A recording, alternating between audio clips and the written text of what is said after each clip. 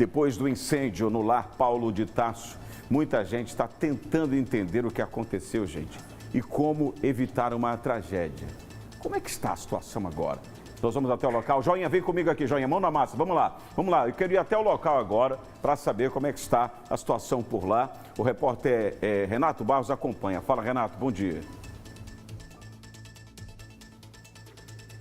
Bom dia, Evenilson. Bom dia a todos que estão acompanhando o Balanço Geral Manhã desta segunda-feira. A nossa equipe está aqui na rua Jerônimo Heráclito, no bairro do Ipsep, na zona sul da capital pernambucana, e estamos bem em frente ao Lar Paulo de Tarso, a instituição de caridade Lar Paulo de Tarso, que funciona há 30 anos, acolhendo crianças que estão em situação de vulnerabilidade.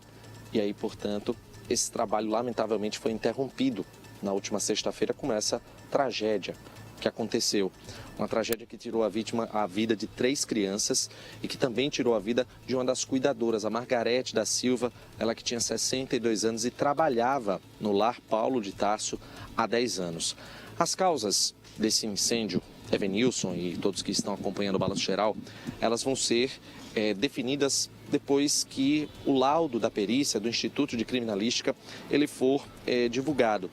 Mas, nesse momento, o local ele ainda está isolado, certamente para outras perícias que vão ser realizadas. Eu vou mostrar com o Eric Nascimento aqui, que tem uma viatura da Guarda Municipal, está sendo feito todo o isolamento nessa área, até porque não se sabe ao certo como é que fica a estrutura desse imóvel, já que as chamas elas foram muito fortes. E aí a gente observa, inclusive, ali no portão que flores foram colocadas, alguns pequenos acessórios, um coração de pelúcia, alguns brinquedos, porque realmente foi algo que chocou todo o estado de Pernambuco. E para a gente tentar entender como que funciona toda a segurança dentro de um lar como esse, de onde a gente está falando ao vivo, em um lar, em um abrigo, em um orfanato, em também um albergue assistencial. Eu vou conversar agora com esse especialista em segurança contra incêndios, em prevenção de incêndios, que é o Rodrigo Aranha, para a gente poder entender o seguinte. Há aqui no estado de Pernambuco uma lei dentro do Estatuto do Desenvolvimento Econômico que determina que essas instituições, albergues assistenciais, um lar, um abrigo, um orfanato, elas devem possuir um projeto de segurança e prevenção contra incêndios. E eu queria entender com o Rodrigo o que é que consta nesse projeto, o que é que ele determina, o que é que deve possuir um imóvel como esse, onde funciona o Lar Paulo de Tarso. Bom dia, Rodrigo. Bom dia. Primeiramente, eu queria esclarecer que esse decreto ele classifica em 3 tipos de risco as edificações. Quando o risco mais baixo ele foi dispensado de qualquer regulamentação com o bombeiro, o nível intermediário ele precisa de um processo simplificado e o nível 3, que é o nível mais alto de risco, ele precisa de um projeto. O que vai definir o que está no projeto? Aí vem o COCIP, que é o Código de Incêndio e Pânico de Pernambuco. Uma vez que o decreto da liberalidade econômica diz que eu preciso ter um projeto para aquele tipo de atividade, a gente vai buscar no COCIP quais são os equipamentos de proteção que vão ter naquela edificação. O COCIP ele trabalha muito com área e altura. Como é uma edificação pequena, baixa, uma casa, uma residência, os equipamentos são minorados. A gente vai ter equipamentos básicos de proteção, equipamentos como extintores, provavelmente alguma placa de sinalização de rota de fuga e iluminação de emergência. Não seria o caso de se aplicar sprinklers ou hidrantes, nem mesmo o alarme contra incêndio. Então, seriam básicos. E aí, para a gente poder entender, até em relação a isso, porque depois que aconteceu esse incêndio, essa tragédia, essa grande tragédia na última sexta-feira, muitas pessoas ficaram na dúvida. Será que o Lar Paulo de Tarso ele estava dentro da legalidade? Será que ele tinha tudo dentro da normalidade, tudo para oferecer a segurança necessária para as crianças que estão acolhidas aqui no local? E aí eu vou trazer uma informação que foi divulgada na última sexta-feira, que é a seguinte, até para a gente observar aqui o local. De acordo com a promotora da Criança e da Juventude do Ministério Público de Pernambuco, a Jaqueline Elirimas, ela esteve aqui no Lar Paulo de Tarso no último dia 28, no dia 28 de março, e tudo estava funcionando de forma regular. A licença sanitária, o alvará de funcionamento e o atestado de vistoria do Corpo de Bombeiros estavam dentro do prazo legal. O que é que isso significa? Não havia uma ilegalidade aqui no lar Paulo de Tarso. O que leva a crer o seguinte, apenas o laudo pericial ele vai poder responder aos questionamentos. O que é que aconteceu? O que é que foi que provocou esse incêndio? E claro, trouxe tanta dor, não apenas para as pessoas que trabalham, para os vizinhos, mas para todo o estado de Pernambuco que ficou chocado com essa situação e por que não dizer o país, já que essa notícia ela acabou se espalhando por todo o Brasil. Os bombeiros, quando entraram na casa, eles constataram, mesmo diante de toda a situação e toda a perícia que foi realizada posteriormente, que na sala foi onde teve início o fogo. E na sala tinham equipamentos eletrônicos e 20 tomadas. Tem um detalhe que o Rodrigo ele vai explicar aqui pra gente. Claro, tudo isso é na base da hipótese, é na base da possibilidade, até porque o laudo é quem vai constatar o que de fato houve. Mas incêndio e eletricidade, eles possuem sempre uma relação muito forte, não é? É verdade. A maioria dos incêndios tem por origem problemas elétricos, né? Eu queria só fazer um parêntese com relação à legalidade do empreendimento. Isso é público, você pode consultar no site do Corpo de Bombeiros, você pode fazer consulta lá e saber se é a edificação onde seu filho estuda, o hospital, enfim, qualquer edificação você pode consultar.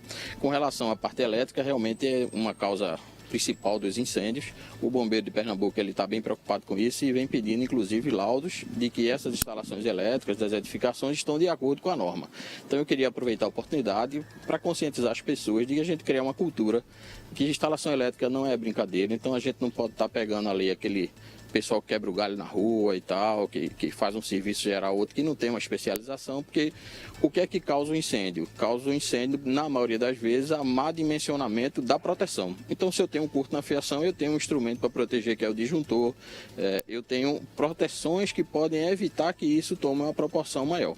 É aquela situação, né? Não dá para se trabalhar com gambiarras, né? A gente vê que muita gente na casa própria, em um apartamento, pode querer fazer aquele remendo tudo e a margem de perigo é muito grande, né? Não que seja o caso, porque sim, toda a informação que a gente tem é de que o abrigo era muito bem estruturado, muito bem organizado, o amor é muito grande e o cuidado com as crianças. Agora, um outro ponto também muito importante é com os equipamentos elétricos, ou seja, principalmente motores, como o ventilador, que é clássico. Então o ventilador está dando problema, está parando, está fazendo zoada, vamos para manutenção, leva para manutenção numa empresa que seja realmente conhecedora do assunto, porque está nas causas principais. Ar-condicionado, a gente já teve caso de incêndio, começou em ar-condicionado, que tem um motor, está girando, trava, e aí acaba esquentando, né, sobe a corrente e causa um problema. E as proteções estão aí para isso, para nesse momento desligar o circuito e evitar o incêndio de origem elétrica. E até um ponto, né, que o Rodrigo está trazendo, porque apenas o laudo é que vai definir o que é que aconteceu aqui no lar Paulo de Tarso. Essas dicas que ele está passando agora aqui no Balanço Geral Amanhã, elas servem para todo mundo, para você que está assistindo agora, está em casa, está tomando café. Veja que ponto interessante ele falou aqui. Se você está na sua mesa, tomando seu café da manhã, e junto na sala tem um ventilador que está lento, que está demorando, quando você liga, está demorando a pegar, leva na manutenção, aquele que demora a girar. Então, leva na manutenção, porque prevenção a incêndio a gente pode cogitar não apenas com relação a esse lá, que trouxe tanta dor, está trazendo ainda, mas também na sua casa, se você mora com sua esposa, seu filho, você mora com os pais.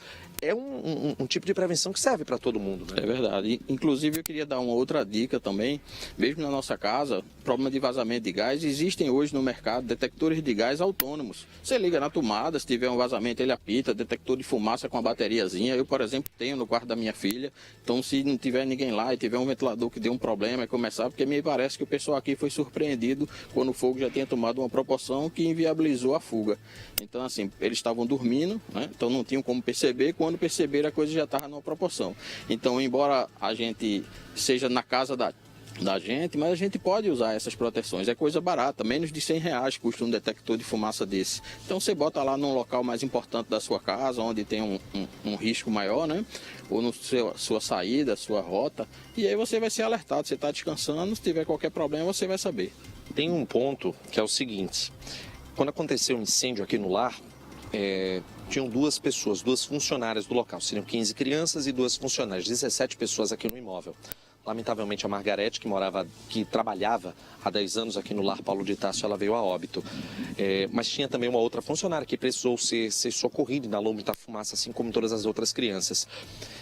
O funcionário, de um local desse, de uma instituição, algo que é importante dentro desse trabalho preventivo é ter o treinamento, não é? Você ter o treinamento, a capacitação para esses profissionais, para que eles possam atuar numa situação de risco dessas, isso pode ajudar bastante, né? Com certeza, sabe? Ter disponível o equipamento, como no caso o extintor é para princípio de incêndio. Depois que o incêndio toma uma proporção maior, o extintor não é mais capaz de resolver, a gente tem que partir para evacuar o local.